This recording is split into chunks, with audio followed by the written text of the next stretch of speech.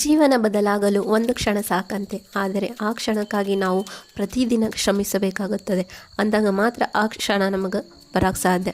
ಎಲ್ಲರಿಗೂ good morning ಹೇಳ್ತಾ 50 days ಚಾಲೆಂಜಾಗ ಇವತ್ತು ನಂದು ಡೇ 3. ಬೆಳಗ್ಗೆ 5 ಗಂಟೆಗೆ ಎದ್ದು ಎಕ್ಸಸೈಸ್ ವರ್ಕೌಟ್ ಮಾಡಿ ವಾಕಿಂಗ್ ಹೋಗಾತಿದ್ದೆ ಇವತ್ತು. ಎಲ್ಲರಿಗೂ ಗುಡ್ ಮಾರ್ನಿಂಗ್. ವಾಕ್ ಹೊಂಟಿದ್ದೆ. ಏನೋ ನೆನಪಂತು ಏನಂತಂದರೆ ಮೊದಲೆಲ್ಲ ವಾಕ್ ಹೋಗ್ತಿದ್ದೆ.